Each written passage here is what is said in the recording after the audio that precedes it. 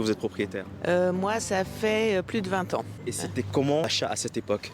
C'était très facile. Déjà, les appartements étaient beaucoup moins chers. On avait des prêts facilement, donc voilà. Mais parlons de la croissance démographique. Elle augmente de manière exponentiellement extraordinaire. C'est-à-dire que plus le temps avance, plus il y a de monde sur Terre proportionnellement à il y a quelques années. Donc, par exemple, dans les années 90, comme ils ont dit avant, même dans les années 2000, il y avait déjà beaucoup moins de gens qu'aujourd'hui. Donc, ce qui fait que vu que maintenant il y a plus de gens qu'aujourd'hui, il y a toujours besoin de plus de logements. Et en plus, toujours besoin de plus de logements en ville, parce que les gens font ce qu'on appelle l'exode rural. Voilà, ils se barrent des campagnes pour aller en ville. Ils vont en ville pour trouver du travail, ils quittent les campagnes. Et en campagne, il y a toujours à peu près de logements accessibles à moindre coût. C'est un peu le principe de la campagne. Mais en ville, c'est de plus en plus compliqué de trouver un logement, et surtout, ça coûte beaucoup plus cher. Les gens se disent, il y a plus d'opportunités en ville, il y a plus de travail, mais du coup, le logement coûte plus cher, et les villes ne s'agrandissent pas. Enfin, si elles s'agrandissent, mais pas autant qu'elles le devraient face aux populations qui arrivent en ville. Donc, ce qui fait, pour moi, pas à 100%, mais je pense à plus de 50%, le fait que les loyers augmentent et les prix des appartements augmentent et les prix des maisons, même en ville, augmentent, parce qu'il y a aussi des maisons en ville. Voilà, c'est